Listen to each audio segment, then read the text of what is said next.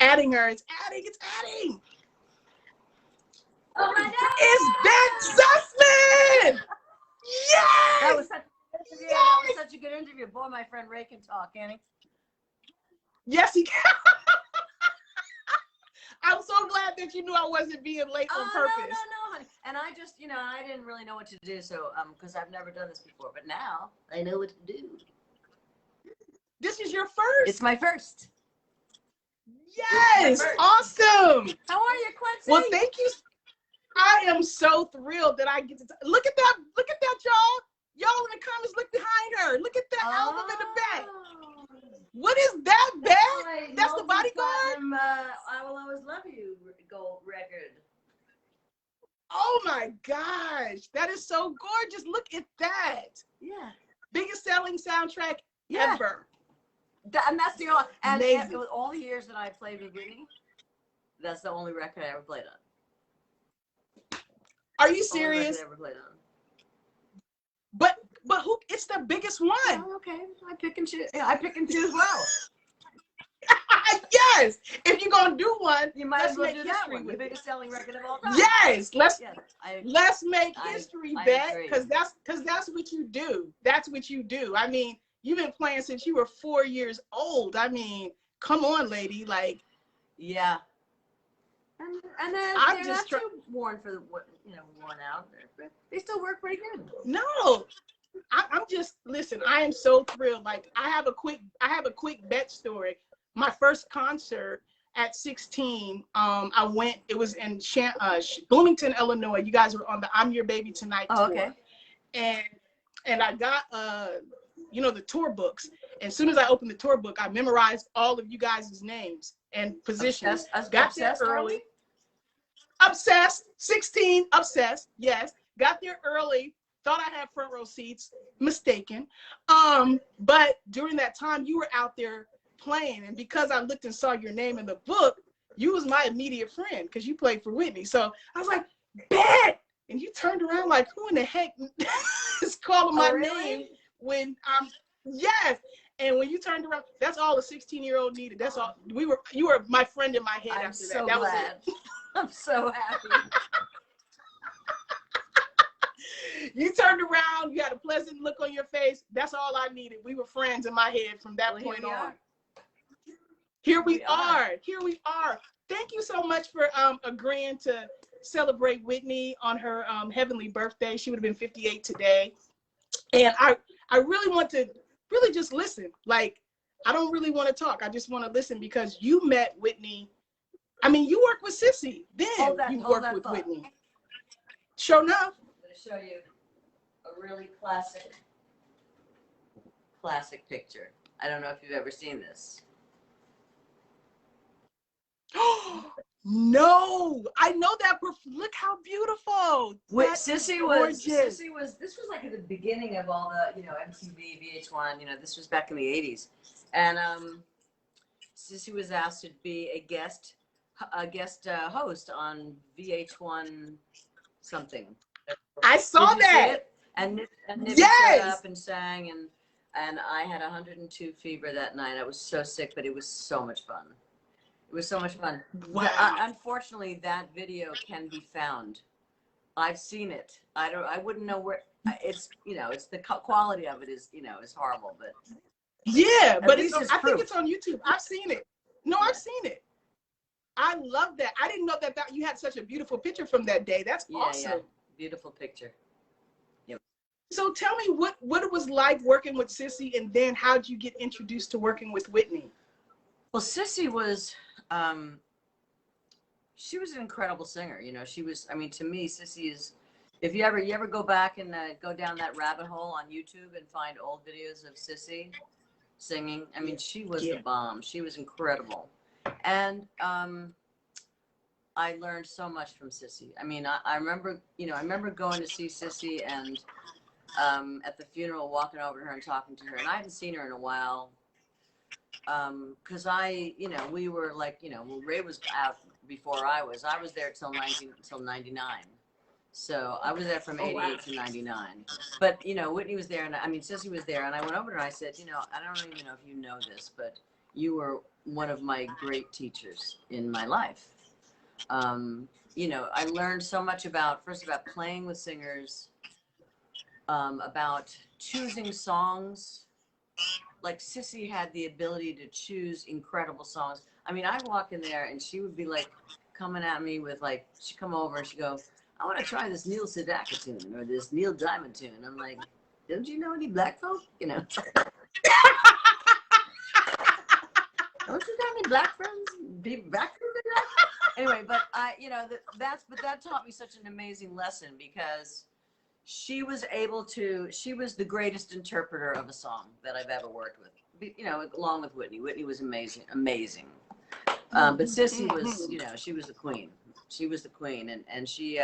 So I learned that. I learned that from her, and you know, and Sissy and Gary sang backups with us in our band for a while. Really? Oh yeah.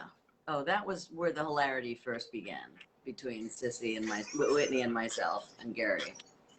You know, I mean, we got to be friends, and Whitney would come over and we'd hang out. Whitney and Robin would come over and we'd hang out, and then we'd go on the gig and we just laugh like fools, and literally laugh like fools.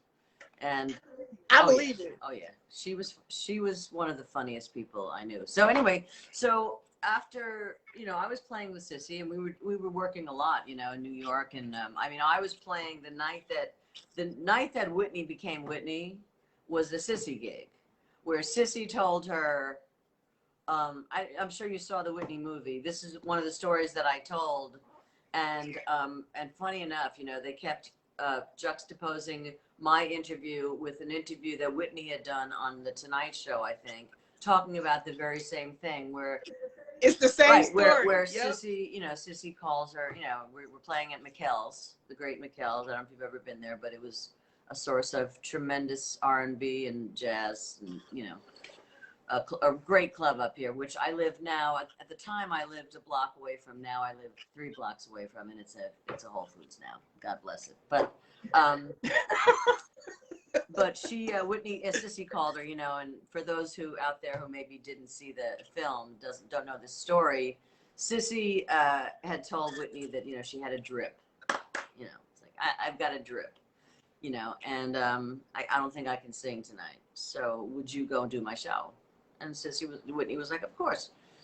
And it was so adorable because not only did she come and sing her show, blow the roof off, she blew the roof off the house. That is, to me, that was the night that Whitney became Whitney, because that place was packed to the rafters, and she was incredible. But it was so adorable because she did all of Sissy's raps as well.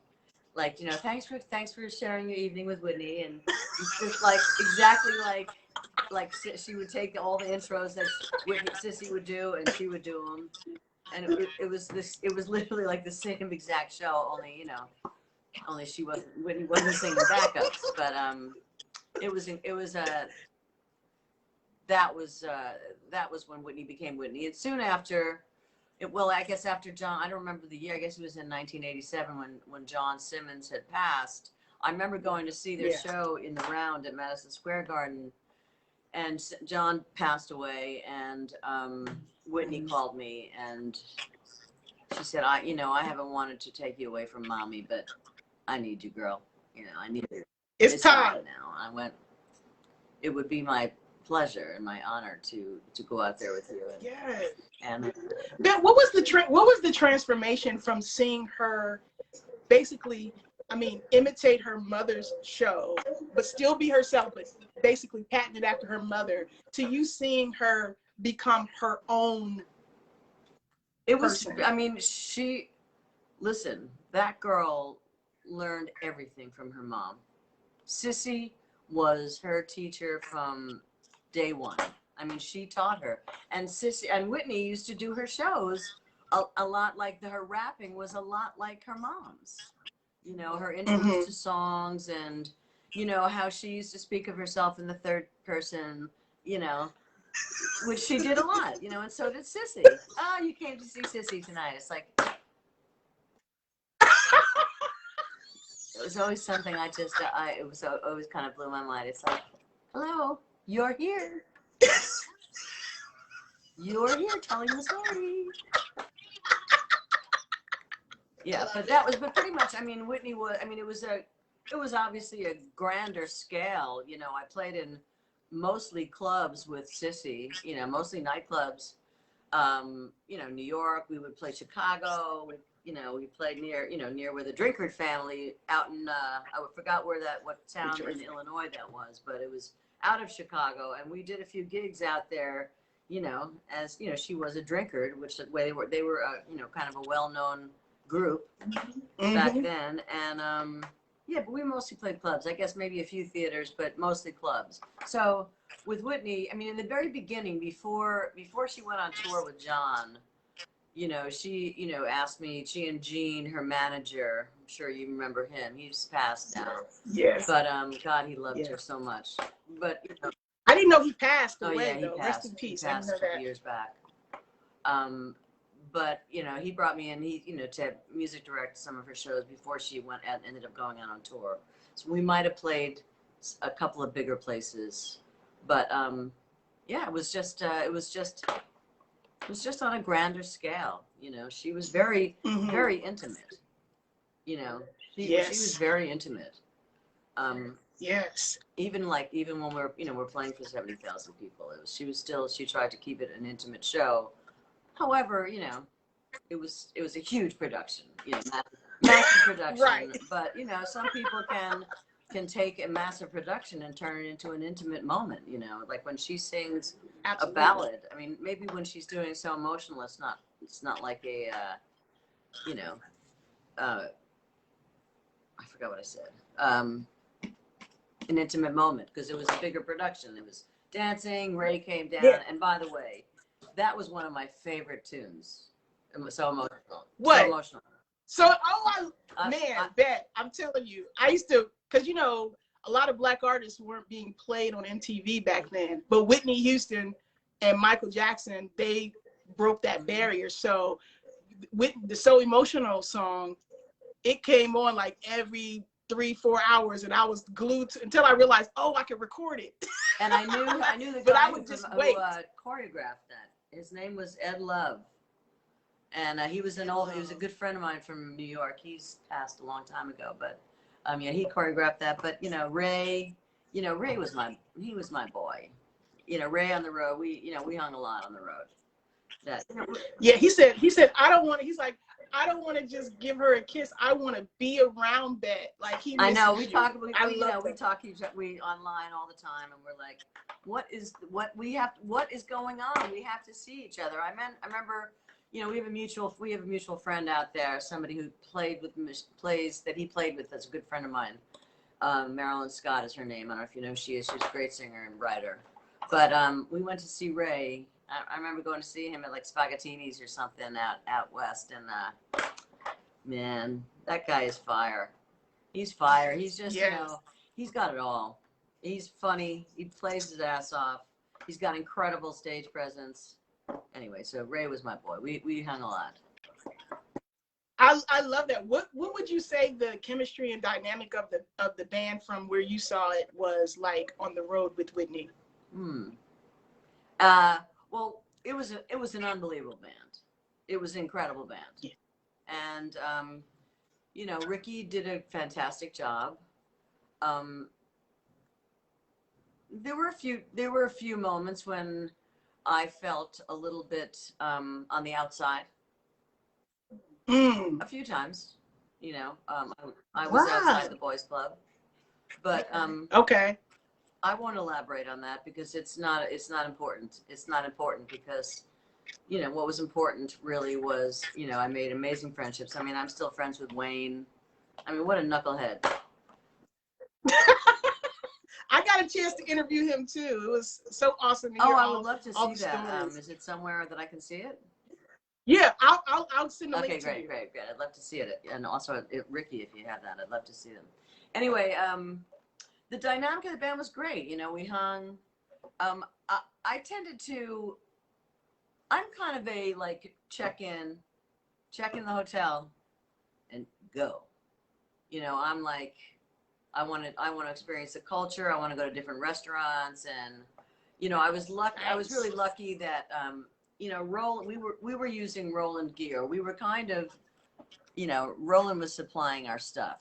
They were kind of our sponsor, but they don't give at that time, which was you know, 80s. They don't give. I think we went to our first tour was in Japan, and they don't give away keyboards. You know, they don't give anything. No, I couldn't get a keyboard.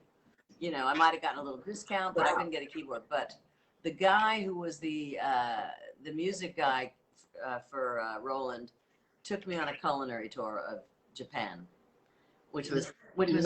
Amazing. You know, and I think I was a little bit more outgoing as far as getting out and really getting into the back streets and the culture. And I'm not really like a hard rock kind of girl, and there was a lot of hard rock swag going around. I think that a lot of people feel a little bit safer. Some people feel a little safer eating in restaurants that they associate with on the road, and you know, I ended up off somewhere eating, you know, with Tony Bullock, eating Korean barbecue or something. Did you ever get to talk to Tony Bullock? No, but when you said his name, I just remember the special, or the ABC special, when he's like, "This is Tony Bullock," and he's talking about the Domino's pizza and just where you guys were at all these different places. I loved it. There was a lot of Domino's pizza on those buses, I'll tell you right now. That's what he said. That's what he said. Now, tell us about that moment where you were playing the piano. Did that happen all the time, or was that just captured for the special when you and Whitney were warming up? She was singing, and behind you. When we were stupid. We were very stupid together. We really you know, played off each other's sense of humor. We had a lot of fun together. We had a lot of fun together because we, you know, we kind of came up together too a little bit, you know. Yeah. So that was, I mean, that was not before, that was after. Oh yeah, we were done. We were done. Wow. We were done. I was in street clothes. She was in street. She was like, "I'm done. I'm out of here. Let's go. Let's get out of here." No, I would, you know, I'd go and hang with her all the time in her dressing room. Wow. You know, we would talk. I was with her a lot. I spent a lot of time with her. She called you her blonde soul sister. That's right, her blonde sister. That's right. Yeah. Yes, blonde sister. Nice. You know that song, a song for you, like, when I tell you, you playing them keys. Oh, back. Thank you. Oh my God! Like, before Whitney even opened her mouth, I'm in church with a tambourine, listening to you. Thank you. Thank you. I mean, that song. Someone asked me, Crystal Short asked me to ask you, was that a song that was played on the road a lot, or was that just a one-time thing that she played that song? Because it was on Welcome Home Heroes. My favorite concert. Yeah. One of my favorites too. You know, I'm trying to remember the chronology because, you know, when we were on tour, she would give Gary a spotlight.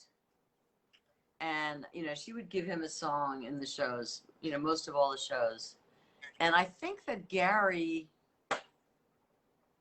I don't know who sang it first, Whitney or Gary. I don't remember. I don't have the kind of brain cells that Ray does. It's all good. Brain cells, I don't know. I think they've been rattled around a little more than Ray's have or something, because there's a lot of stuff that I really don't remember. Like, I don't remember the order of who came first, you know, who did that song first. But it was done on the road by, I think it might have been done by Gary, and then Whitney said, "I got that song. I got to do that song." And he started doing like Eric Clapton's "Change the World" on tour. Okay. But okay. But yeah, you know, I remember we did it for that show. I'm sure we must have. We did it for that show. We did it somewhere else too.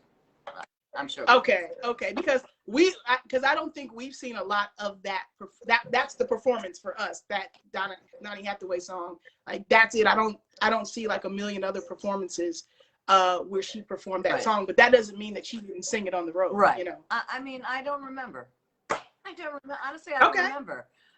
You know, there were a lot of things that we brought out in that show too. You know, we actually played the national arrangement, the national anthem arrangement at that show, which You know, that was, I love that. Which was, you know, it was a hard nut to crack. That was a big orchestra that played that on the record. So that was a little bit of a difficult nut to crack, but we cracked it. And what was it like playing while she was performing? Like, you know what I mean? I know you're a pro, you're doing it, but was the spirit there? Like, what did you feel as a musician playing behind who we call the greatest of all time? That is exactly. There were nights.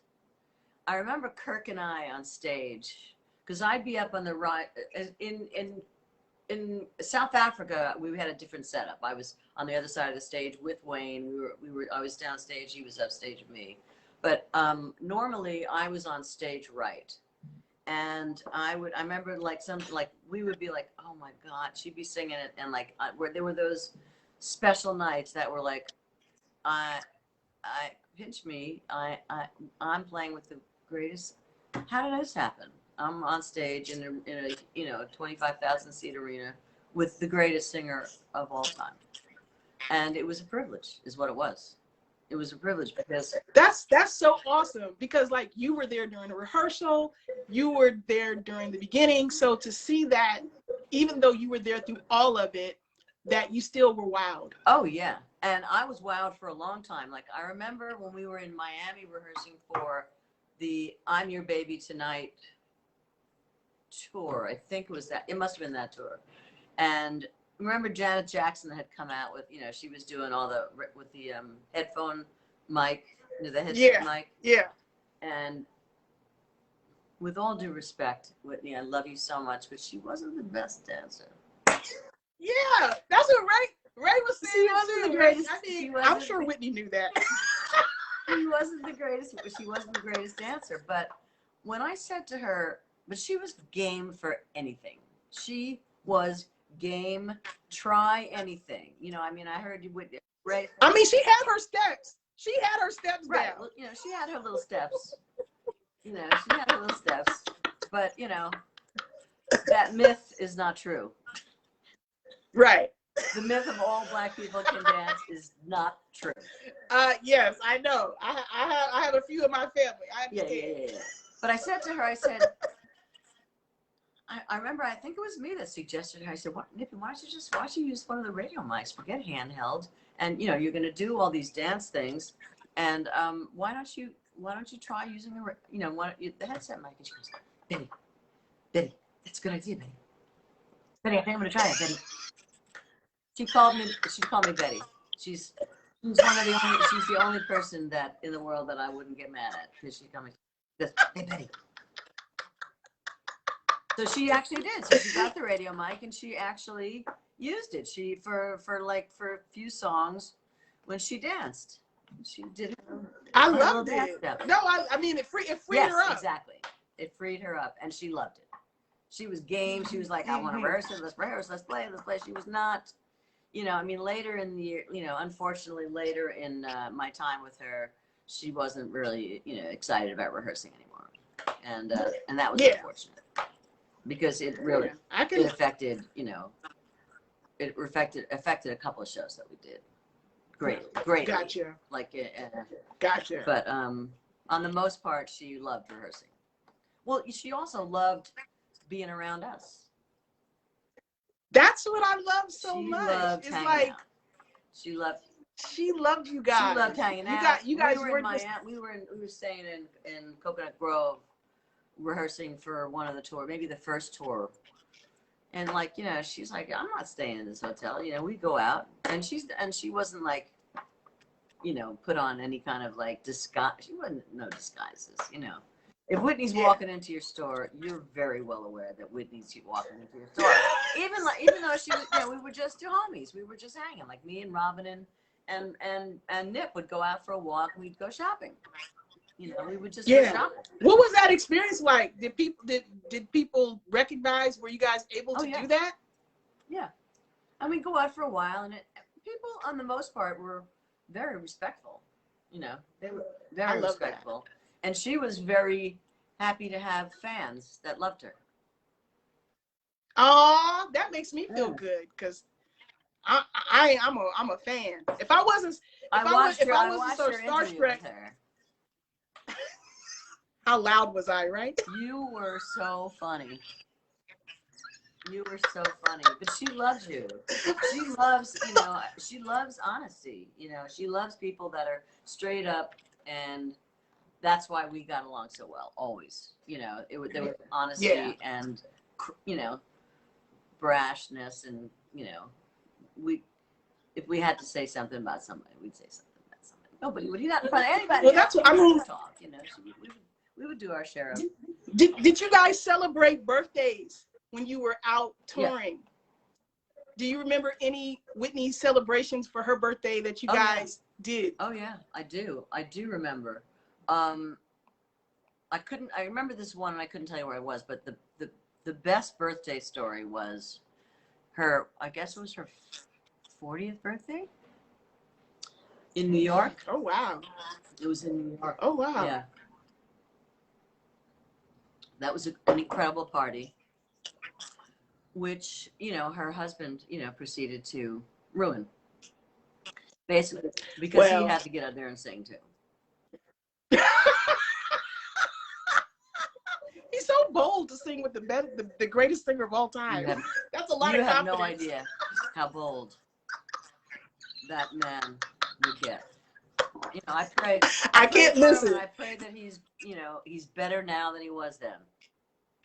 You know? Yeah, I'm sure he is. I'm sure he couldn't help but get a little bit better over time. You know, there was only one way to go. So that's his heart. So yeah, I'm sure he did. Yeah, because you got to experience Whitney pre-Bobby. I did, and I remember I remember us going to London when they after they met and having a little come to Jesus with Bobby. And we went to this club one night, and I had to come to Jesus with Bobby. I said, you know, you're about to marry my sister. And you better know who she is. She is a queen. She is the best of all time. And you better treat her right. Because nobody is going to accept it if you don't. So, amen.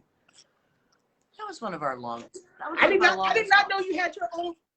I did not know that you. Oh, you said one of our longest. I did not know you had a talk. Oh yes, in London, awesome. In a club in London. I forget which club it was, but it was before they got married, and I just had to have a little come to Jesus and make sure that he.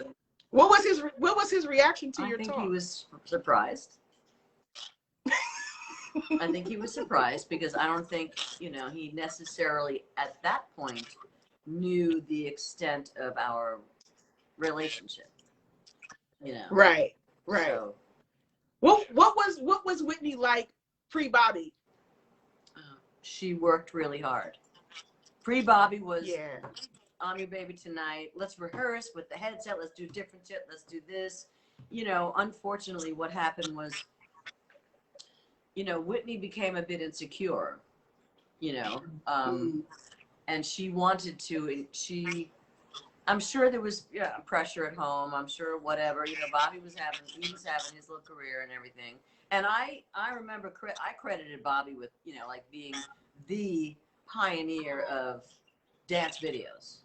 Like that, My Prerogative shit, that was, he was one of the first, man, and he was incredible.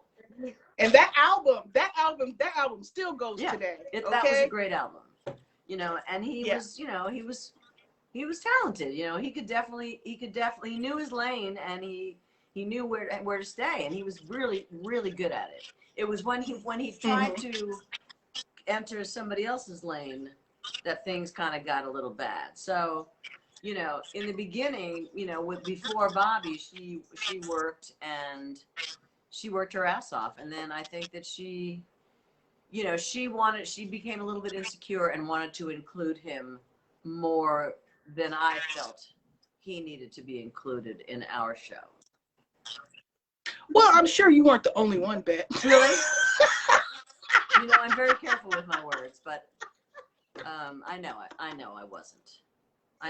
Yeah, you know. yeah. She was in love. She was in love, and you know, and what happened was the hugest person in the world got smaller to elevate her husband. Yeah. I mean, women sometimes do that, unfortunately. Lots of women do it. Lots of women do it. And that's what I was telling Ray. I mean, she just life experiences, you know what I mean? Like, that was a part of her life she had to go through. There would be no Bobby Christina without Bobby, so thank God for that. Yeah. You know, she was able to become a mom. But the sad thing about that was, after a while, you know, there was, you know, after a while there was so much conflict in their marriage, and with their marriage, and Sissy and everybody else and Robin. It was just there was so, you know, the vibes got so bad that you watched them together, and you almost, after a while, and you almost thought, oh my God, this girl doesn't have a chance. Yeah, and it's so sad for you, because you saw her, you met Sissy before you met her, so you really saw her fresh out the gate. Yeah. You know, I'm not going to say that, you know, we didn't smoke a little weed together. We did. I know that's right, because if they got it, it's legal too now. Yeah. Yeah, but you know, is it legal in New York? Is it legal in New York? It is. It's just the bill is going to be officially passed, I think, in 22. I mean, Governor Cuomo, our governor, is, he you know, finally, it's so stupid, because, you know, I mean, the amount of money, the fact that they didn't look at what happened in Colorado with the amount of money that they were able to generate in taxes through the sale of you know, marijuana, is just like, hello, this doesn't take an old rocket scientist to figure out this is a good thing. And if anybody had bothered to see that nobody's ever died from it. Nobody ever died from it. They might have gotten hungry and took a nap. Or ate too many cookies, but stared at a movie too long. But I mean, I'm just saying, like, I just love that you were there you got to see just the beginning. Like, you knew her when she was patenting that for Sissy, you know? Yes. Well, she, you know, don't forget, for a long time, Sissy would be around. Sissy would come out on tour. And so, you know, she was still modeling after Sissy, you know, in a lot of ways. Yeah. I mean, if you listen to her voice, you listen to Sissy sing back in the day, and you listen to Whitney, and their inflections, they're the same. They're the same. Their voices, you know, their tone was different, was a little bit different. The resonance of their voice was a little bit different. But, you know, as far as their approach to singing was the same. You know, doing all that, like, where they go up into that high falsetto. Yes. Well, I mean, Sissy's on them Aretha records. There ain't no way. She's in the back. Come on now. She hit that note. Speaking of Ain't No Way, that was the one and only time that Whitney ever allowed me to let me sing. Because, you know, she was background singers, but we did Ain't No Way. And no, it wasn't Ain't No Way. That's not the song. What's the song? I'll come back to it. I'll remember the song. It's another Aretha song that we sang, where all the she said, my step out was, you know that it's a man's world, but you can't prove that by me. So she gave me that line to sing live.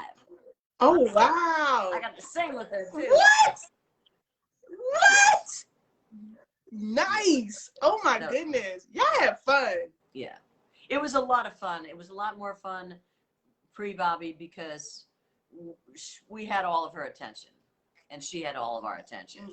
You know, once Bobby came into the picture, you know, there was sidebar, you know. Yeah. Yeah. Definitely. What was some of your, what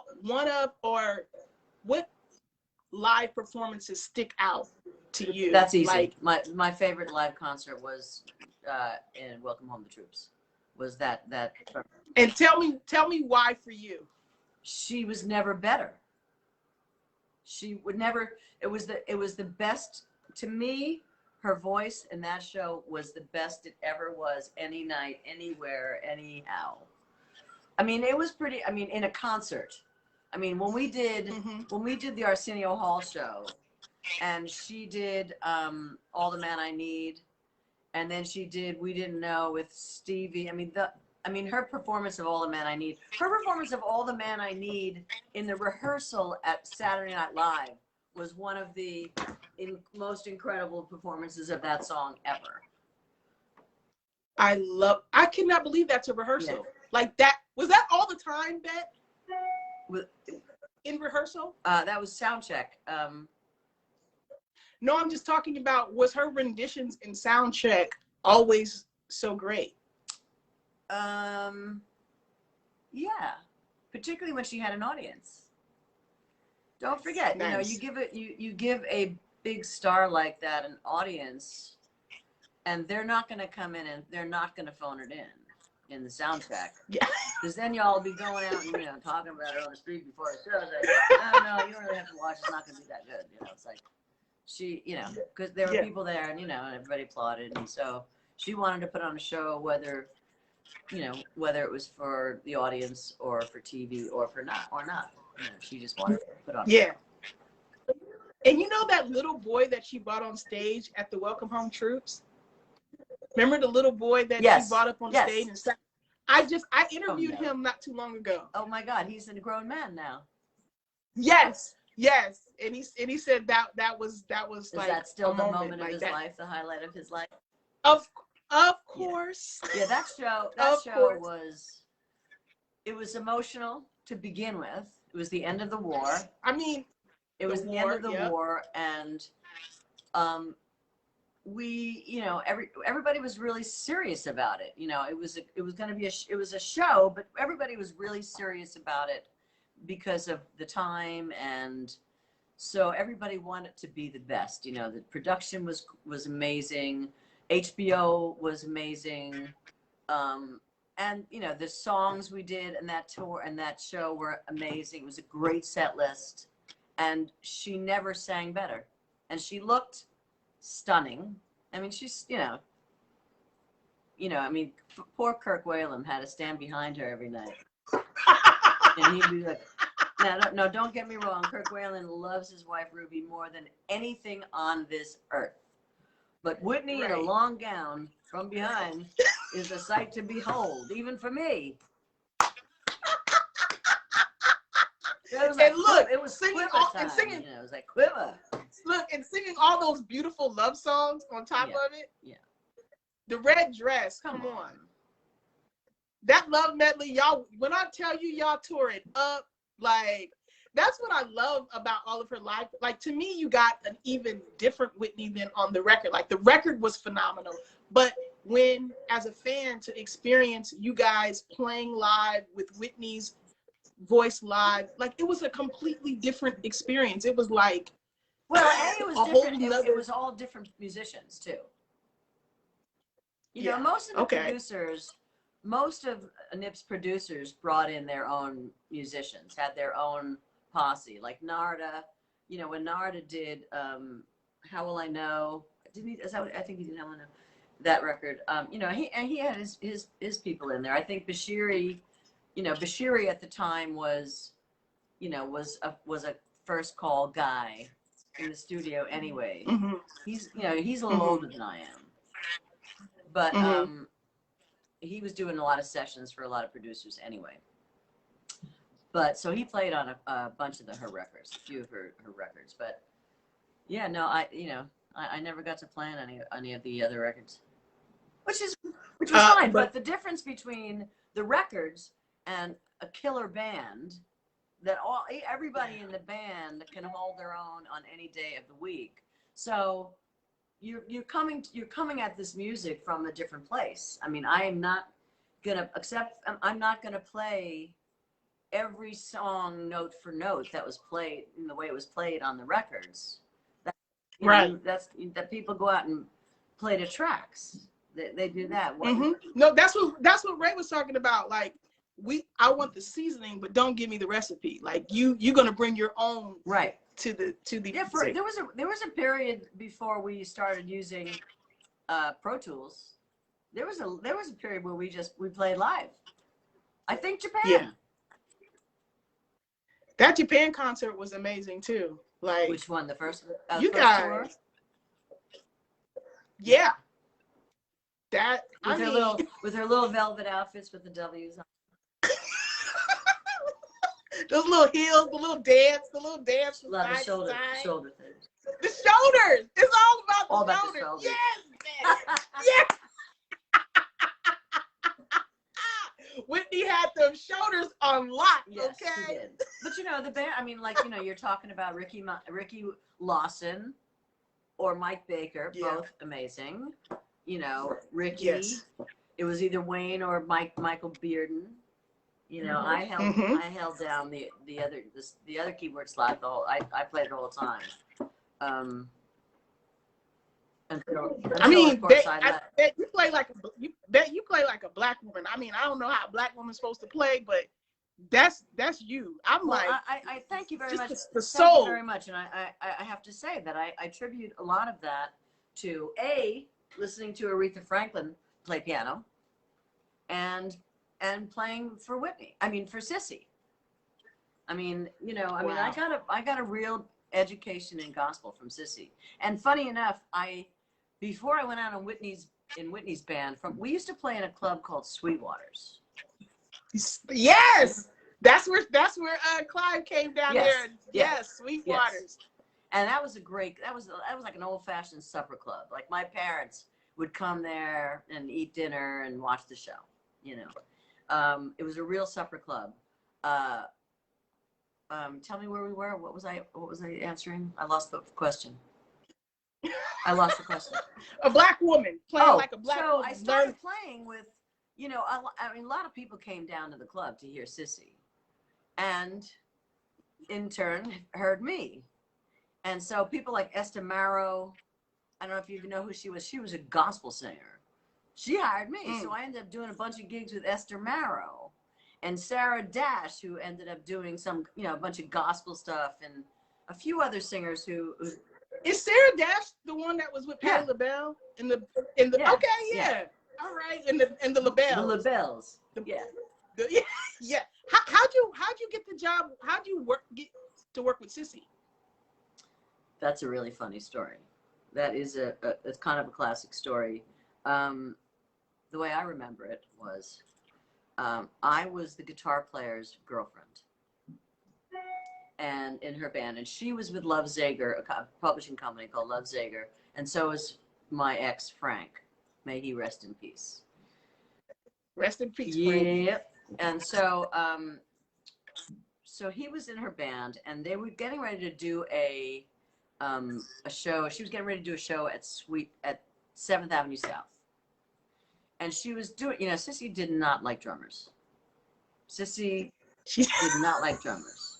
People are here to hear me, not the drummers. You know, they come to hear me, not the drummers. And she was hysterical.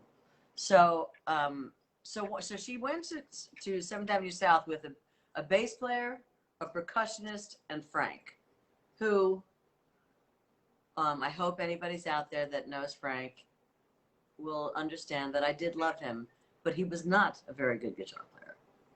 He was, you know, he was a songwriter. He knew Sissy from Love Zager, from like writing songs together.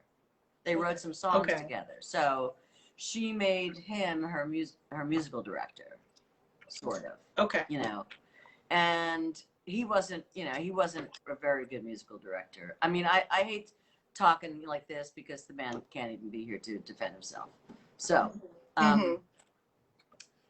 so they're there playing. The place is packed. We're upstairs. The place is packed, and she don't know me from Adam. Really, I'm like, you know, I'm Frank's girlfriend who had one or two too many vodkas at the show. You know, I was like his drunk girlfriend or something. So they're up there, and you know, Sissy's gig was the kind of gig that you could do with just a piano player, but it wasn't necessarily the kind of gig that you would do with just a guitar player, who was not even half of Ray Fuller, not even half of Ray Fuller. You know, it would have been a different story with somebody Ray Fuller, but it wasn't Ray Fuller. Gotcha. You know, or Carlos Rios or Paul Jackson Jr. None of that. It wasn't him. So she's like, all right. So her piano player was late. So she's like, why these people came here to see me? They didn't come here to hear Tom play piano. They came to hear me. Let's go. And then they're like, oh, come on, just wait 5 more minutes. So she says, finally, she goes, nope, we're going without them. They came here to hear me sing. I'm not going to keep these people paid a lot of money to come in here and hear me sing. I'm not gonna wait for John. So they go up there and they play whatever the first song was, and it was meh, you know, meh. Yeah. So and the guys said to her, Frank and Chico, the bass player, like, Sassy, get Bette up here. She's like, huh? Who's Bette? I don't know who Bette was. They play another song. It was dreadful. They sing, Sissy, I'm telling you, get Bette up here. Now, after 2 songs, I think Sissy realized that, like, this is not happening. This is not working. So she says, all right, this is show business. Come on up. You know, she might have even said Beth.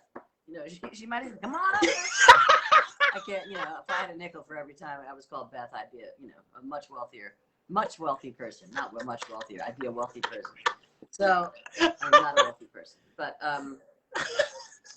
so I went up and there was no music there. You know, or no, maybe no, I don't think there was music. But I had been to so many shows that I knew the songs.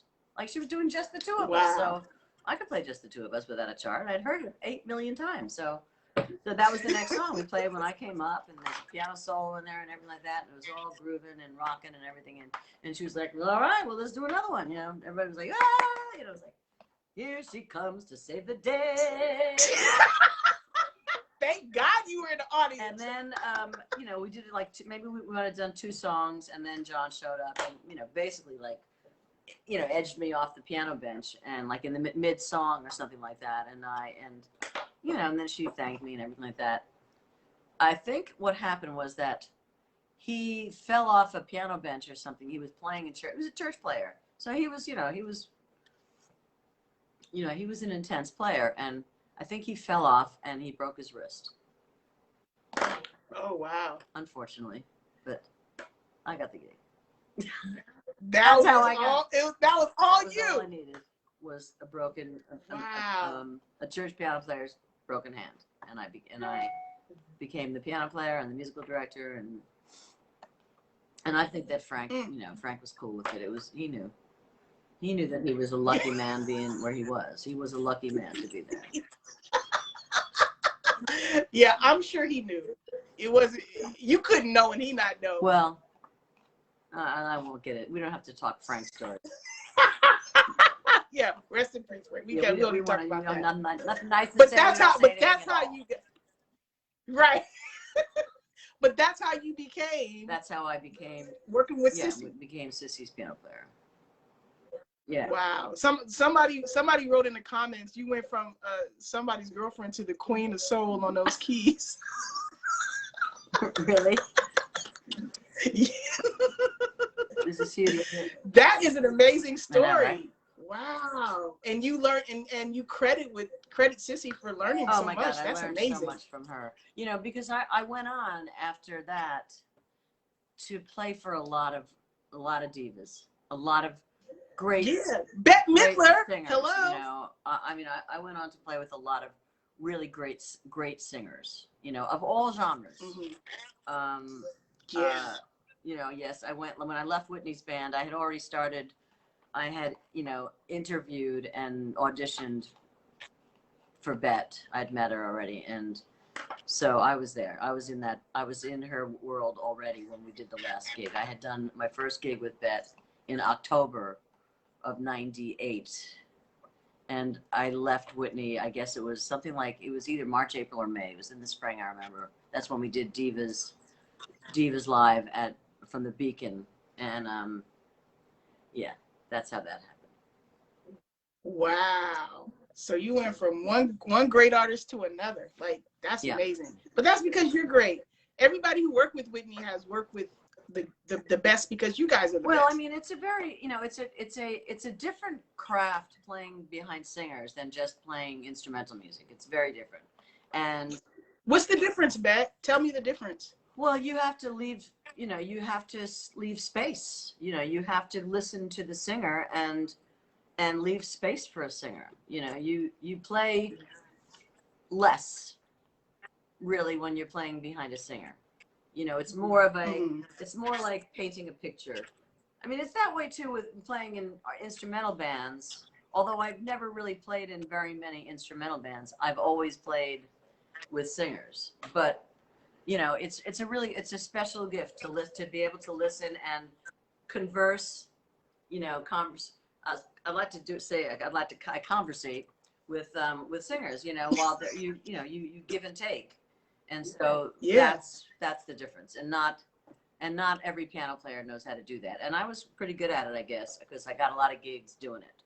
You know, so so that's, you know, I had a lot of experience in my career playing behind singers. Yeah. Nice. When you were playing that song, A Song for You with Whitney, like, what were you feeling? Like, cause you was back there, you was on it. I mean, you was on it all the time, but like, that was a moment right there. It was, you know, I think that was our first HBO special. I think that was the first one. So I was a little nervous.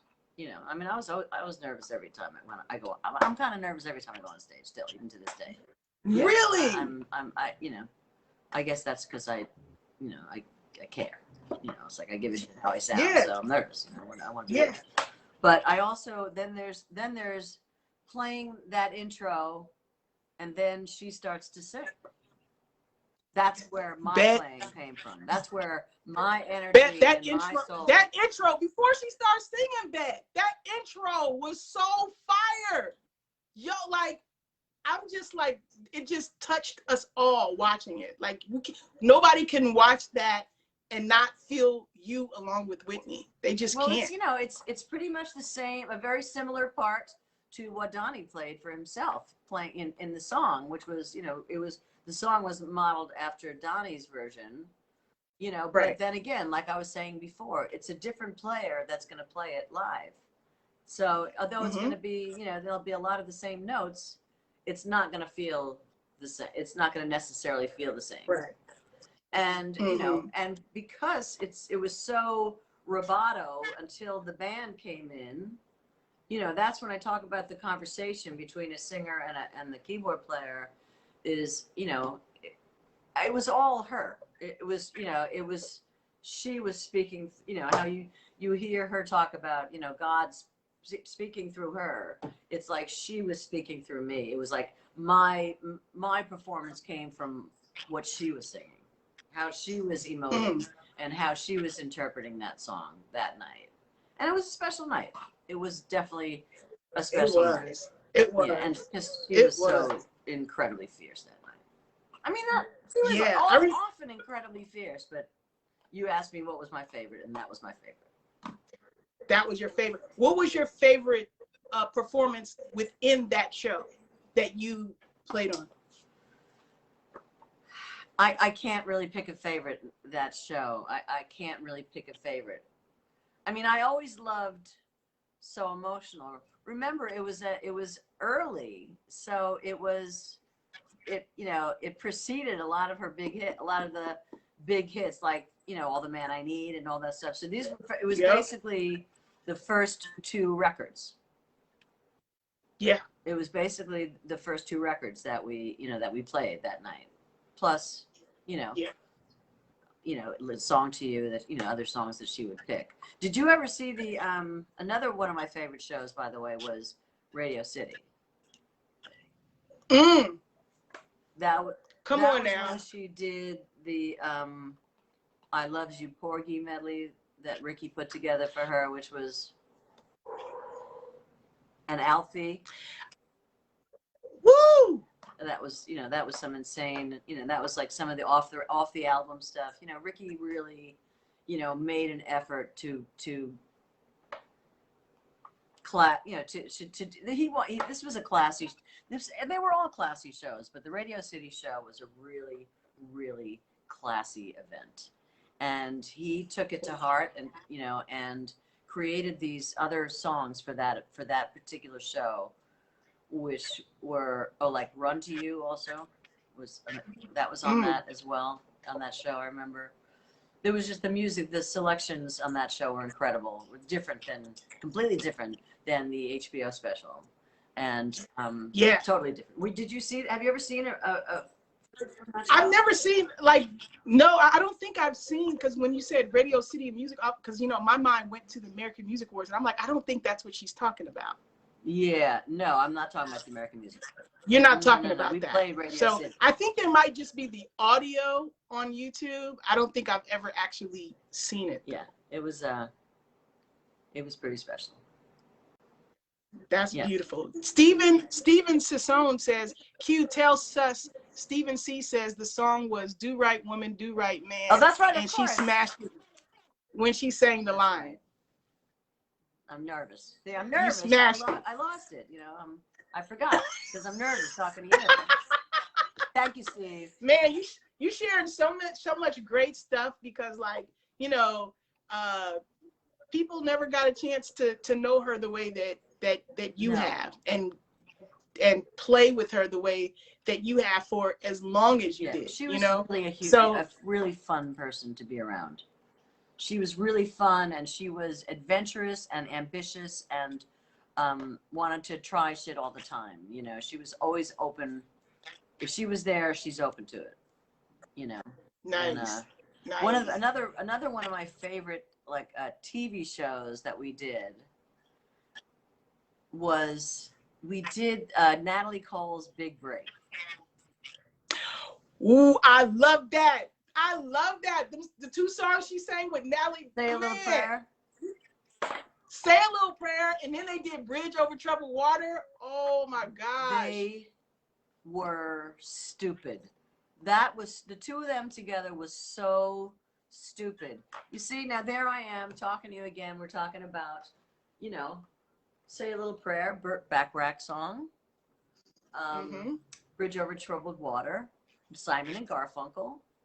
You know, she didn't have to, you know, I mean, it was a very diverse, her song selections were very, very diverse, you know, and we did a lot of, you know, we did a lot of stuff out of the, you know, out of her playbook, but that were, you know, obviously in her heart, you know, so Rick, once again, I'm sure it was, you know, I give credit to Ricky, because I'm sure it was Ricky that determined what he did. Well, I remember seeing an interview that he did with Lena Waithe, and how he talked about trying to, you know, push her to do stuff that was outside of maybe the comfort zone to honor the greats, you know, like I think when you guys did Constitution Hall, and he wanted her to do, and she was like, no, whatever, but he said, no, you're going to do it, and you're going to love it, and you're going to be great. And guess what? She was. Yeah, she was. That was pretty good. That was a good show.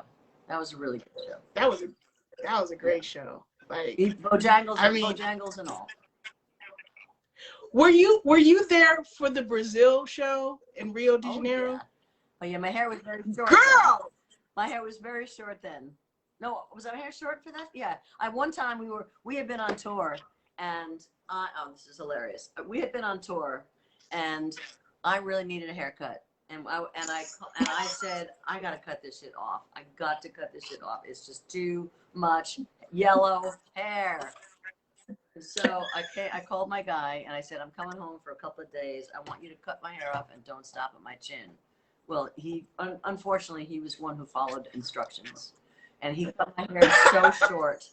It was so short, and like playing live, I felt like I looked like a sheep, because it would all curl up so much. So I went to Ellen LeVar, and I got a weave, which is what. Did you really? You saw the South Africa shows. Yeah. Did I have some long hair or what? Well, I didn't know it was a weave. I had no idea. Oh yeah. I said, I can't. This is not working, because we were playing so many sheds. We were playing. It was like in the summer. We're playing a lot of outdoor concerts, and you know, those of us who have this hair, it's like in the summer when it's humid, it's not pretty. It's not. Come on it's now. Not pretty. I'm familiar with the afros, the humidity. Oh yeah, I know you are. And so I said, this can't happen. I will not do this. I will not do this. I'm going to see Ellen. So Ellen, you know, I went on a couple of year jaunt with Ellen and company doing weaves. So dumb, so stupid. But I did it because I knew the best. If I'm gonna do it, I'm going. I love that story. But the reason I brought up Brazil, because those fans, that audience, they say, I mean, I've never seen an audience participate on the grand scale that they did. I mean, like, and Whitney still outsang them. Like, we still was able to hear her over them. But they, you know, they sang every word of the song. I just want to know what that felt like for you guys. Was it common, or was that special as well? Well, it was outdoors. No, it was common. Everybody sang along with her. What was uncommon about that show was that it was the tour was rock. The show was called Rock in Rio. It was Poison, Sepultura, which was like a heavy metal, a speed metal band, Aerosmith, and Whitney Houston. Wow. Hello? What? Who booked this thing? Where's Belgium? No, I remember Wayne Lindsay.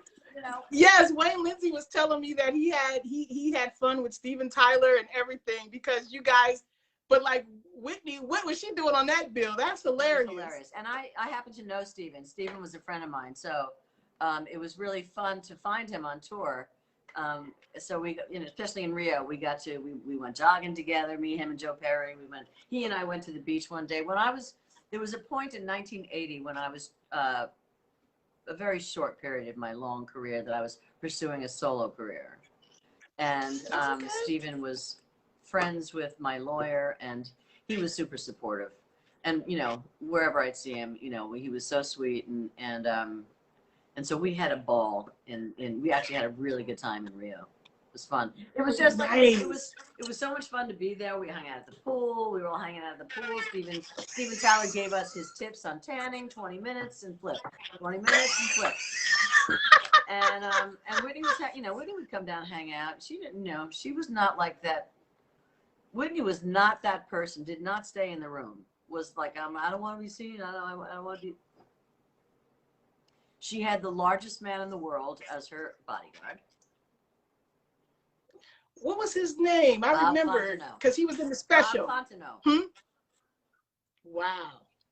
Bob, who actually I saw on Facebook today. He did a shout out for Whitney's birthday today. Big Bob. That's what I remember she called it. Yeah, Big Bob. I remember there was a clip where she was like, "Oh, bring in Big Bob. You see, I'm fine. Look at him." Yeah. So we all had a ball, because like on days off, we actually hung out. We actually. Y'all were a family. Sounds like y'all. I mean, when we were in Singapore, they had we were staying at the Ritz. Some really nice, like Ray said, it was like first class. Everything was first class. You know. That's what I love. That's what I love Me so much too. to hear. Wayne said it. Ray said it. Now you're confirming it. They took such good care of us, and which is the way to be. I mean, if you have the money to do it, because your people are going to perform for you every night. You know, you don't do it. You don't do anything nice for people. People are like, you know, not that we don't always go out and play our best. We always, no matter who it is, you never know who's there listening, you know, but it feels good to be taken care of. Yes. Especially you're out in all these different places to be treated special. Like you guys are traveling, you know, to have the top person, number one on the call sheet, treating you well makes a difference. Yeah. And it was a lot of, you know, we spent a lot of time in pools and in bars. You know, like the pool, like Singapore, they had this really cool, beautiful outdoor pool thing. We spent all day there. Every day we were there, had the best time. And in, where else were we with the pool? Miami. And wherever. She just wanted to come and hang out at the pool. And then after the show, you know, she'd come down to the bar. We'd be in the bar, me and Wayne, you know, having our post-show cocktails. Which we did. Did she swim a lot? Did she get in the pool when y'all went to the pool? I know she seemed like she really loved the water. Well, she'd get in the pool. She wouldn't necessarily go all in. You know, right. You know, there's still other people. Yeah, there's still other people around the pool that are watching. You know, it's that's okay true. if I come out looking like, you know, whatever. Yeah, that's true. But she, you know, she maintained her intimate shit. You know. Yeah. What's your best Whitney memory? Like, you have such a vast, you know, time with her. Do you have a few favorite memories of her that sticks out more than the rest? Yes. Well, it would have to be, I mean, like, well, one of my favorite memories is the McKell show. Is honestly the McKell show where she sat in for her mom. Oh, with the story and everything. Yes. That was one of my favorite shows, that playing with Whitney. I mean, there were so many incredible shows. Let me see if I can think of one that was like super. I don't remember one. I mean, you shared so much. I mean, how did you find out that she had passed away? How did you get the news? Funny enough, one of my homies here, one of my bass player friends, totally unrelated to Whitney, called me up and said, Did you see what happened? He said, turn the news on. And I turned the news on, and I just, you know, just lost it. Spent the day here just watching the news and watching everything and trying to come to terms with, you know, something that I feared. Anyway, I mean, I'm not going to say that I didn't. I mean, you know, she got a little crazy there for a while. You know, she carried on a little too much, and I didn't. You know, I wasn't shocked. I wasn't surprised. I was shocked. But I was not surprised, because I know that you can't carry on that way and continue. It just doesn't. Right. It doesn't happen. It just. Right. That's, you know. You're losing. You've now given up control. So once you give up control, you're not in charge anymore. Right. So. Right. No, I get it. I was actually at the Beverly Hilton when I found out. I was in the lobby. Were you going to the thing? Were you going, or are you just? Yeah, I was gonna be in the media room, and I saw. You must have lost your shit. Yeah, I saw Lynn Volkman pass by, and I was drinking something, and I was like, oh, I'll talk to her later. If I would have went up to her, I would have found out then, but I didn't know. Me and my friend, when we were driving there, we saw an ambulance coming. But I'm like, it's LA, it's a million ambulances. Sorry, I didn't have a malfunction thing. It's a million ambulances down here, you know, but we had no idea that it was actually the one coming for her. Well, who would ever think, you know, who would think that? You know, it's just there she was coming in. Yeah. Party. And I mean, but yeah, like I would never think that. And I just wanted to ask your opinion, because you are a performer. Like, when something like that happens, you know, like how the show continued, like, is that normal industry, like, for somebody to pass away and like they just you know, Clive continued with the show? Well, I thought it was crazy myself. That's what I mean, but you know, I was like, I said, how? First of all, how could Clive be together enough to do that? How could he be that together? You know, and talk about her, you know, like 6 seconds after it happened in the past tense. It was just, that was too hard for me. And she was still there. I know. She was still there. I know. Yeah. I that was weird. That was really strange to me that thing went on. Okay. I wasn't. Oh, thank you. I wasn't, you know.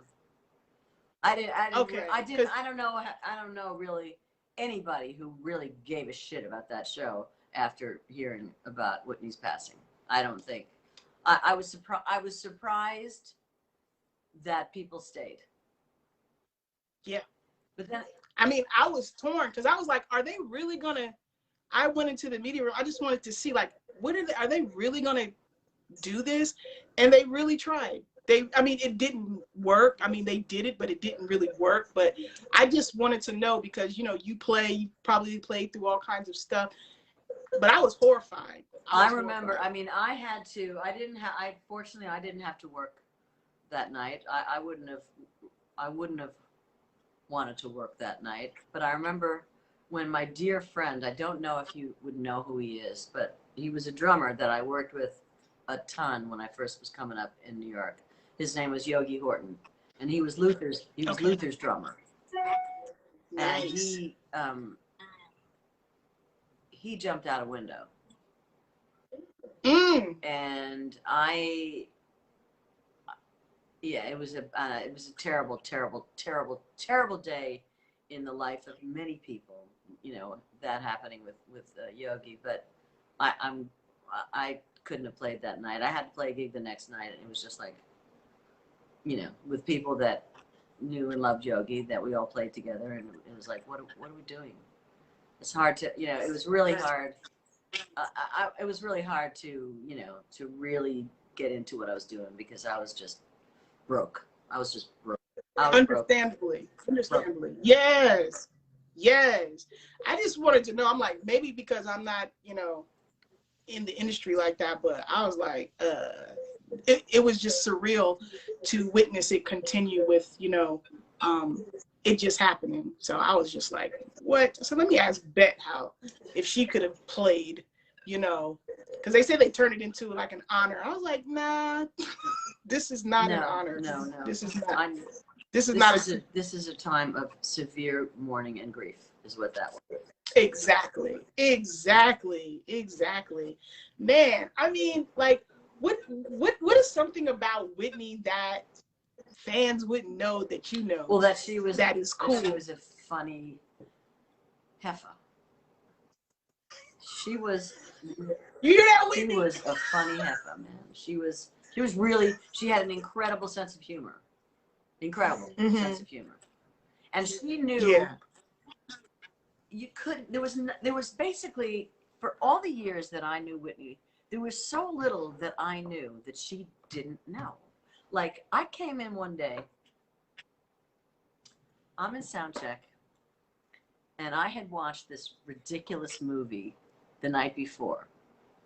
We might have been in Japan, and there was one English channel or something like that on TV, whatever, and I don't remember where we were, but I remember I had watched this movie, and this woman and this girl in the movie was playing a song about her boyfriend, and it was like, so I started playing the chords like July, July, and don't you know that she turned around like this, July, July. She had seen the same fucking movie the night before, and she knew the song, and are you serious? Yes, she knew like Jewish, you know, she knew Jewish words, and you know, like she just knew a lot of stuff that people wouldn't expect her to know.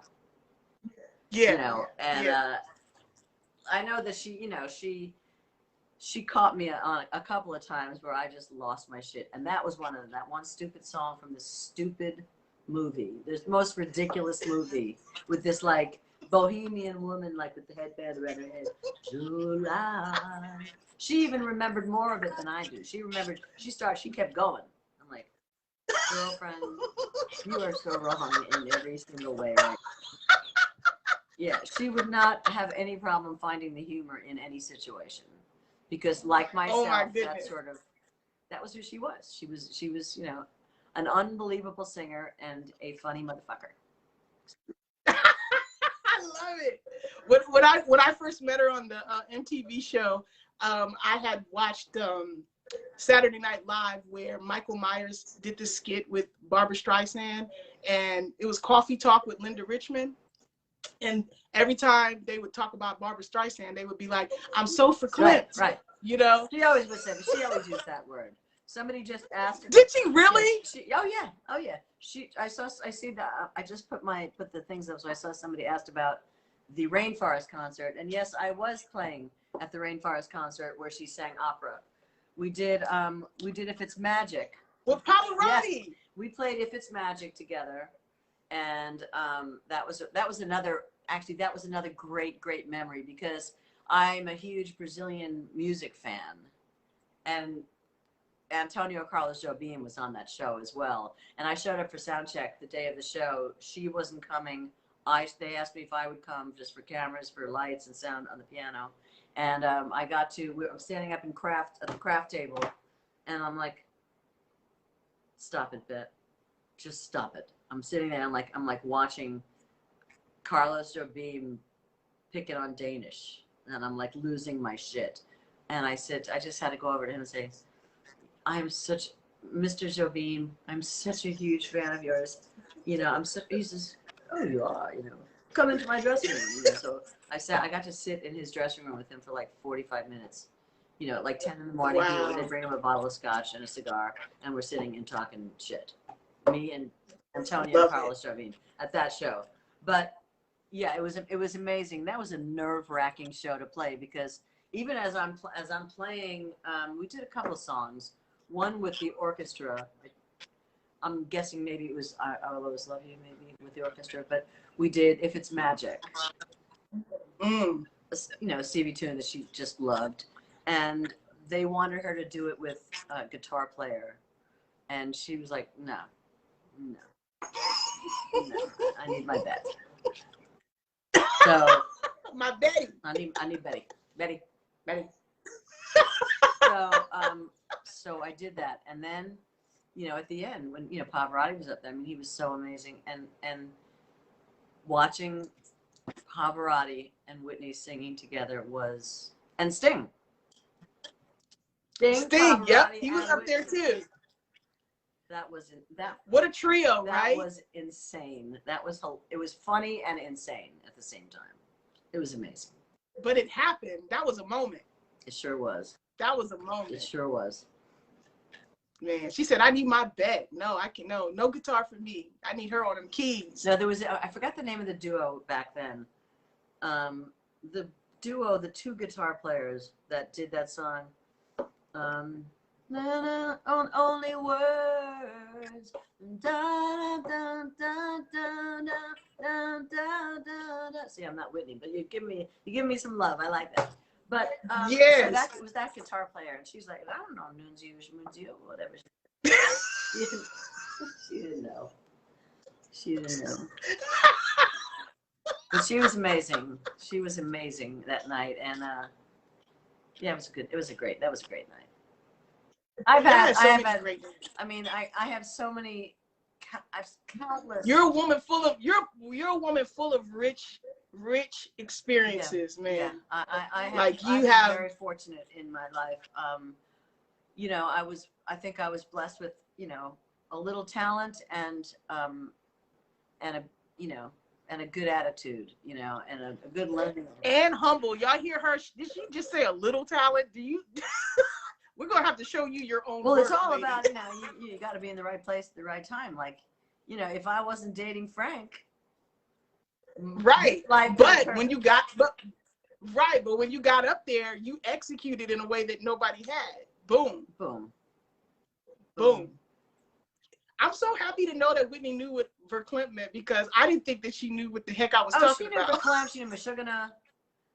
Don't forget, like, when we were in Florida, my mom would come to rehearsal. My mom lived in Florida, and and she would come to rehearsals. Like, I remember her coming to rehearsals, like when Bobby Chris was a baby, and she'd sit there holding she'd call my mother Ma, Ma, too, because she was always around. My mom would come with her friends, all of her Jewish friends, to rehearsals and shit, and. They must have been so excited to do that, just to come and hang out. Yeah, well, we didn't. It wasn't like I said, Mom, one person. One person. But you can't bring the whole mishpacha. You got to bring one person. But what a thrill! What a thrill! Because them rehearsals was fire too. They were, Shoot. and I'm. I feel I was so blessed to have had, Whitney, the great years. You know, I had Whitney, not the good years. I had Whitney, the great years. You know, unfortunately, the years that absolutely that's what solidified her. You were there during those times. I mean, the record that the stuff that she did after, you know, just was subpar. Yeah, and I'm not saying that because I wasn't there. I'm not that much of a contributor. No. It was and I'm not picking that up at all. It's just the truth. It was her. It was her subparness. It was, you know, she had a great bands. She had great bands. Unfortunately, the great bands, you know, Jetro. I mean, that guy was a fierce piano player. Jetro De Silva. That guy is fierce. You know, there ain't nothing wrong with. You know, he's fierce. They were all great, but you know, unfortunately, they didn't get the great Whitney at that point. They got the worn down Whitney from that. Right. After 99, when she went back out after that, they got the, you know, unfortunately. Yeah. When was the last time you saw her, and what was that moment like, or the last time you spoke to her?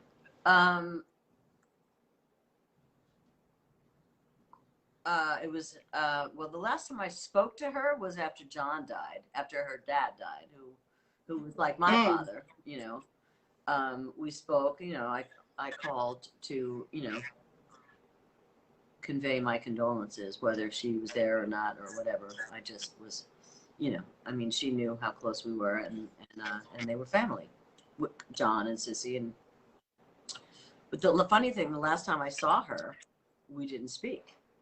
I was playing in the house band for the Songwriter Hall of Fame Awards.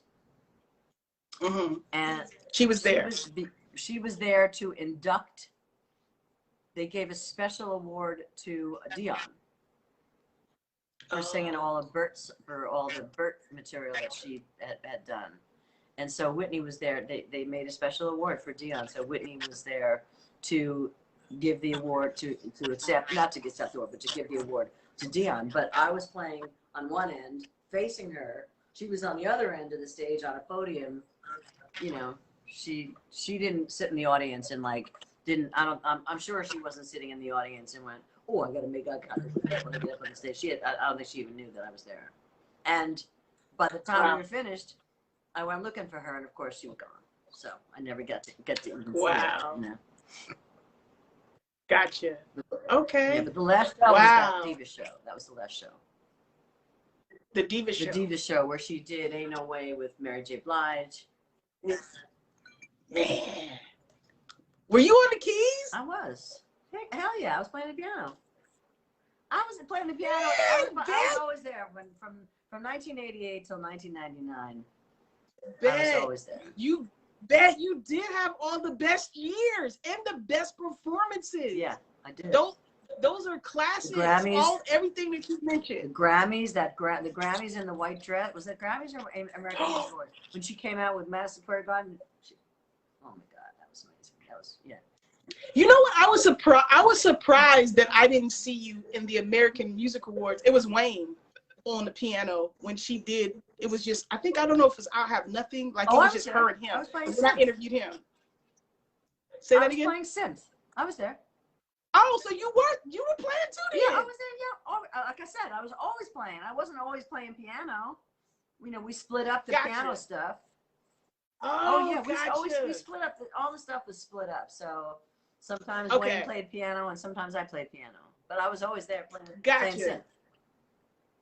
Gotcha. And one thing that he mentioned was that he just felt like he knew her voice so well. Did you feel that same way? Oh yeah. I mean, Wayne and her had a beautiful connection together, musical connection, beautiful. Mm-hmm. So you know, I thought he made her. Well, he didn't make her do anything. He didn't make her sound anything. She sounded like she did, but they were a good pair. Yeah, but so were you and her. Yeah, but I got to give it up where I give up the props where. Absolutely. All of you guys though, Kirk Whalum, I mean Ricky, like come on, all of you guys played a pivotal role. And Gerald Albright, oh gosh, I interviewed him too. Oh cool. I love yeah. I love me some Gerald Albright. I love him, and he's awesome. I love Kirk, you know, so much. He was my Yes. running buddy, workout buddy on the road. My running, workout, and coffee buddy. We were both coffee fanatics. Yeah, For I used real? to carry my own gear. So you're that person who's like, before anything, coffee first. Yeah, I wake up. I'm not going anywhere until I have coffee. So I make sure that I have. I travel with a little 4-cup coffee machine. Oh yes, grinder. Yes. Yes, I traveled with my gear. I got to have Yes. my gear. I'm into the You got coffee and the food and everything like that. So I got to, you know, it's so funny. I did. This is a little sidebar, but I did I actually 2 years ago, I did a show, something that I had, an idea that I had from when I was with Whitney, bless her heart. It was a show, a concept that I came up with called Bette's Diner, which is a musical cooking show, a celebrity musical cooking show. And I actually did it. I did like 12 episodes. It's on YouTube. If you look on YouTube for Bette's Diner, not Bette's Ocean View Diner, but Bette's Diner. Bette's Diner. You'll Okay. You'll see pictures of keyboards, whatever. But I was going to use, when I first, I went and had a meeting with these producers about the show. And basically I used her as my model because I was going to ask her to be my first guest. She was going to be my pilot guest. What? Yes. I mean, I did a proposal, you know, for the thing. And in it, it was like, you know, Whitney Houston's my guest. And I know she would have done it. You know, she would come on. Of course. But I sort of, those are the days, there was nothing happening. There was no money in food TV at the time. And so I kind of dropped that. And now it's a whole food I dropped network. that idea for many years. And then went revisited it back in 2019 and actually found somebody to produce it with me. And so we did. I'm still trying to find, you know, somebody else to produce with me because it was fun. We got whole cooking shows. Yes. Yeah, it was all, I want to it was see a celebrity. It was somebody, I did all my research about them, interviewed them. They brought in a dish, whether it was their own or something they copied or whatever, and we'd cook the dish, and I would talk to them and interview them about food and music while we were cooking. And then we'd taste the food and go over to the piano. Oh, I love that. Piano. And play a song, and then that was the end of the show, and then we go eat. That's nice. That's very entertaining. We got talk, we got music, we got food. Really into food. I'm really into cooking. I've been to cooking school a lot, and I love cooking. And so those are two things that I favorite dish. My favorite dish to cook. Oh, I have so many favorite dishes. I love to make a curry, like a Thai curry. Love Thai curry. What? Yes. Oh, you could cook. You could cook for real. Oh yeah, and I can make you a killer pomodoro too. Say that again. A tomato sauce for your pasta. Oh. What? Yeah, I can throw it. Yeah. So with the pandemic, what are you doing now? Well, interesting that you ask. I started writing a kids TV show. Co-writing a kids TV show called Art Smart World, and it's about teaching. My partner, her name is Patty Hupp. It's about teaching kids about the masters of art and music, and it's half live action, half animation, and each song has a lesson, and each episode has a lesson and an original song. So. Yeah, so we did everything from Chopin to James Brown. That's a master to me, you know. James Brown. Yes. Master to me. Mel Torme and Ella Fitzgerald. Master. Yes. You know, Beethoven, Bob Marley. We put him together with like Pete Seeger when we talk about folk music and protest songs. You know, teaching them about that. You know, like, and the episodes are. Some of them are just really funny and super fun, and the songs are great. And now, you know, I've got a friend of mine whose son is an incredible artist, and we visited him a couple weeks ago, and we asked him if he would like to try and create our animated characters. The cartoons are our animated characters. Yeah. So that's happening as we speak right now. He just sent us some stuff 2 days ago. So yeah, so we're waiting to get more of that as far as for the presentation. You know, we've written 10 episodes, but we're going to go in with like 2 good ones, you know, to probably do Michelangelo artists like Michelangelo, Monet. That's what I'm actually. So it's like it's educational. Oh, that's too. what it is. Like, It's a, you know, awesome. she's a kids educator. She's been my partner's Oh, wow. been a kids educator for 20 something years. So it was, she came to Nice. me she brought me in to write with her on, you know, to write it. And not just this, we ended up not just writing the songs together, we ended up writing the scripts together. And the scripts are, they're hilarious. I never knew I could even do that, but you know, she has a better, she kind of reels me in a little bit because she, you know, when I say like, okay, well, we're sitting at a bar and I have a smoking a cigarette, she goes, nah, maybe not. Let's reel that one back. But you know what? You're super diverse because, like, don't you have like 2 Emmy Awards for working on? I used to write music for. Yes, I used to score soap operas. One Life to Live and As the World. One Life to Live. That was my soap was it? too. Yes, right. Vicky and you know what I love so much is that everybody. It's really only soap operas that people use the phrase "That was my show." I mean, my grandma introduced me to it, that but other shows. It's stuck. People, I mean, my friend Marilyn Scott's like, I remember she thought, that was my show. They don't say that about, like, you know, Sanford and Sons or Match Game. For some reason, that no, they don't. That's my show. And it's all about, yes. Or that's my story. Those are my stories. Yes, it was used to call the stories. Yes. Yes.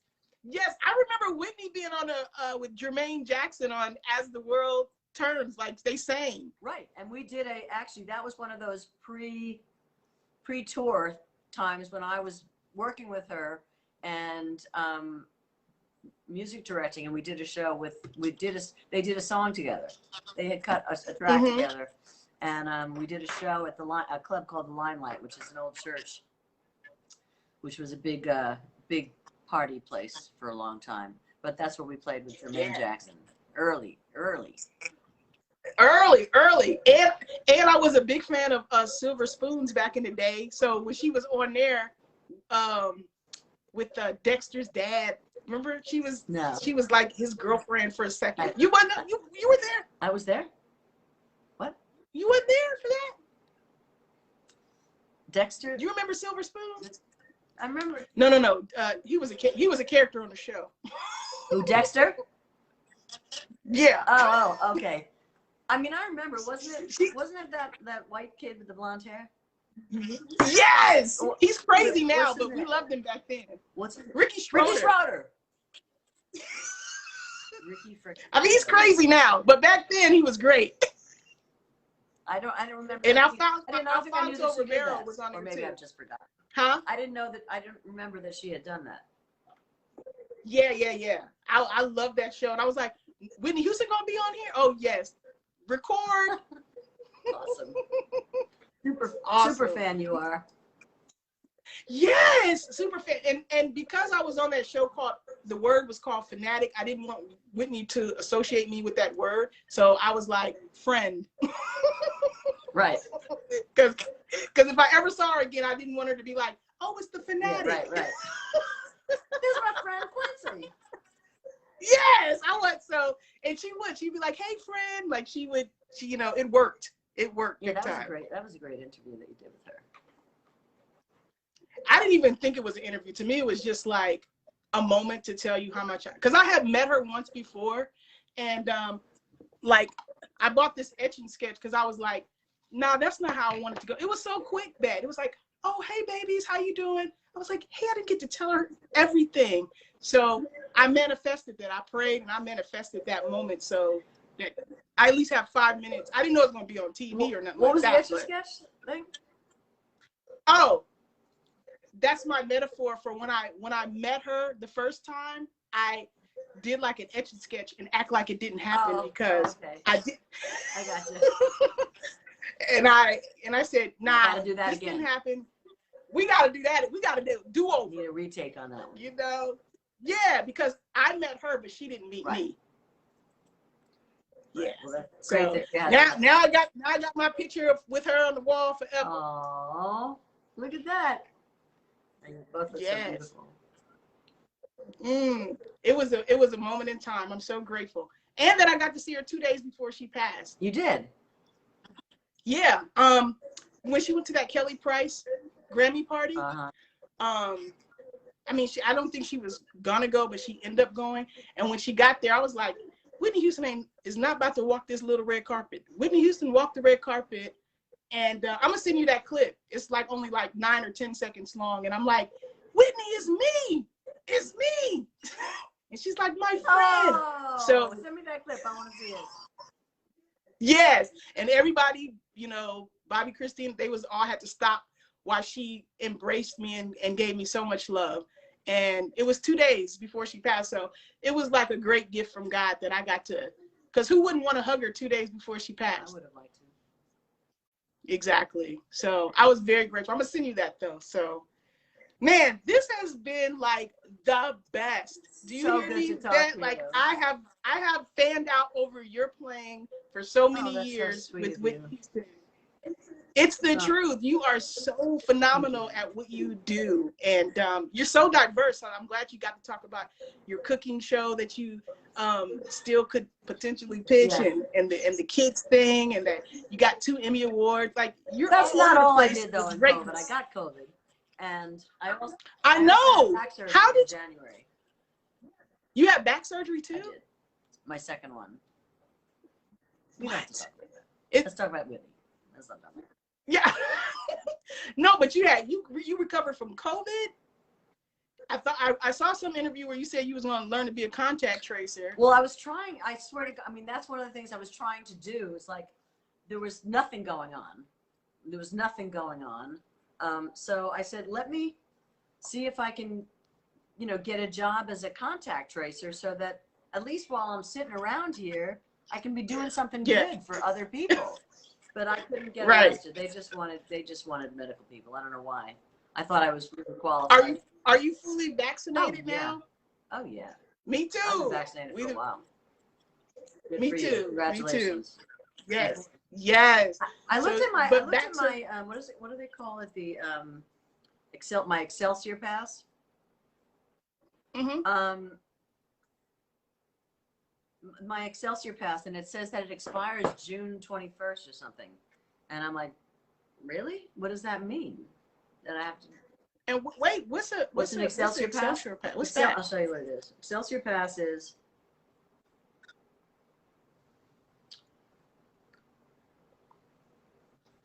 Is that to travel? Yeah, that's where I have my information about my vaccine on my phone. Any place where you have to show that you were vaccinated instead of having that little card. Yep, I do. What? How can I get that? What's that? How do you get that? Just go. I would say go online and just type in Excelsior Pass. How do I get an Excelsior Pass? Yeah, but Bet, how you spell it? Well, let me get out my dictionary. No, it's Excelsior. I think it is. I was like, is that an A or an E? It's an E. It's an X and a C. Okay. Okay. I'm good now. I can Google will help me with the rest. Sure will. So you're delightful and wonderful to talk to. Really? Oh, that warms my heart. Man, I can't tell you how excited I've been. The fans. I just really wanted them to see your face, hear anything about Whitney. Hi, fans. Yes. I still hear. Yes. I hear from people all the time. It's amazing that it's so many years have passed since I started with her, since I finished with her, and there's so many people that reach out, and us musicians as well as Whitney touched some people's lives too. So that's a good thing. Yeah, because greatness never expires. It doesn't. It's timeless. You are timeless. What you did with Whitney and so many others is timeless. And thank you for sharing your gifts with the world and us. Thank you for asking me to share some of my gifts, some of my stories. Yeah, man, it's been beyond wonderful. Do you have? a happy birthday sentiment to give to Whitney to the universe? Happy before we sign off. Happy heavenly birthday, Whitney. You know, I just miss her, and I'm you know, I'm still. I can't cry like Ray because I take antidepressants. But we don't want you to cry if you ain't feeling crying. Oh no, I always feel crying. I just can't do it. I just can't cry. Sometimes I can't cry because I'm on antidepressants. But which means they're doing their job. Okay. But you know, the whole scenario of what went down with her and what went down with her daughter, it's such a heartbreaking thing that we who loved her are still dealing with. You know, I mean, that was just, it's like one heartbreak after the next heartbreak. And it's just, I wish she was here. I wish she was here. I wish I could go have a drink with her. She wasn't a big drinker. She didn't like to drink very much. She liked her beer. Yeah. I remember she didn't like, you know, I was always a kind of a vodka drinker, but she was a beer and champagne drinker. What kind of beer did she drink? I don't remember. That was a long time ago. I mean, I'm a very detail-oriented person, but it was beer, girl. It was beer. I remember seeing green bottles. Okay. I only ask because they be asking me, what she smell like? What she drink? What she, I don't, you know. And I'm like, I don't know. Well, I know one thing is that, like, those two are the only two women singers, she and her mom, that I ever came across that could eat on the way to stage. What? Now there is a fun fact that we would have never known. Oh my God. I mean, Sissy would be like, you know, she'd be finishing a chicken bone as she's walking to the stage, and I swear to God, I'm like, how can you do that? How can you do that? I can't do that. I mean, I sing, and I sing professionally as well as play, but no. Yeah, I can't be eating food, you know, little sandwiches. So Whitney and Sissy be eating on their way to the stage.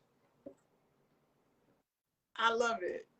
I don't remember ever seeing Whitney do it. I remember being in her dressing room before the show, and she's, you know, like within a half hour anyway. It's like, girl, you gotta stop eating.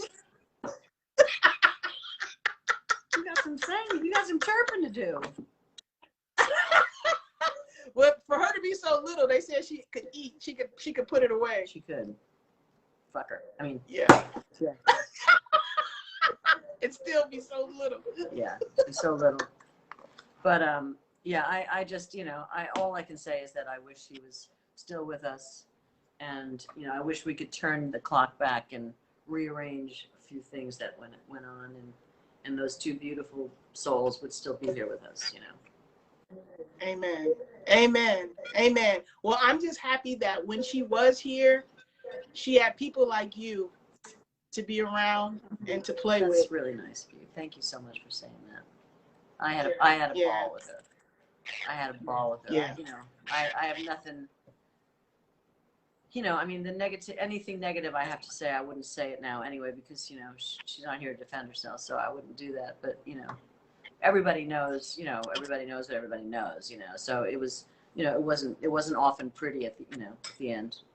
But, you know, she's still a beautiful soul who lost her way, you know, Yeah. a bit, you know. Yeah. But that's why I created the fan documentary, because I just wanted to focus on the love and the positivity, you know, because we all know the whole story, but I want to focus on the love, because it seemed like that's what she had so much to give to others. Yeah. I mean, I remember when I did that interview for the film, and I really, you know, it's like I felt that like they were trying to get some bad stories. They wanted some stories, and it was like, not for me. Not gonna happen. Yeah. You know? Yeah. I you know, yeah. I can be real, but you know, when you're not here to defend yourself. Amen. Amen. And you got so much great stuff to talk about. You know what I'm saying? Yeah, I'm blessed. You got so many great memories and moments that shoot, time's up by the time you finish saying that. Yeah. I mean, Sissy was at my. I don't think Whitney came. Sissy was at my dad's funeral. She came to my dad's funeral. Wow. And she was. Wow. Yeah, she was very sweet about it. We were family. We were like family. So. That's what it feels like. That's what it feels like, and that's why I wanted to talk to you, because you were family to her. Yeah. Man, thank you, Bette. Thank you, Bette Sussman, everybody. Woo woo. Bette Sussman. And before I go, did you ever have any injuries with your fingers or your wrist? Ever? Like, that's a lot of playing. Yes, I have. I had a trigger finger. I had to have that fixed. You know, the trigger finger is when your fingers stick. When your finger can't move. And they go in and they snip something and then it moves again and they sew it up and everything's fine. That was it. Wow. Okay. I have some issues That's now. Awesome. I mean, I still play, but I have some issues. Just like a little arthritis that sets in. I had a fall a couple weeks ago that messed up my thumb, but I'm okay. I'm fine. Nothing's broken. You know. Amen. I just keep doing it, whatever it is. I'll do it. Well, thank you, Bette. I'm going to go online now and check out them cookie shows. All right. You do that. Yeah. You like them. Yes. And thank you so much again for allowing the fans to share in some of your memories. My pleasure. Yes. Thank you so much. Bye-bye. Happy birthday, Whitney. Studio Q Show, now you know.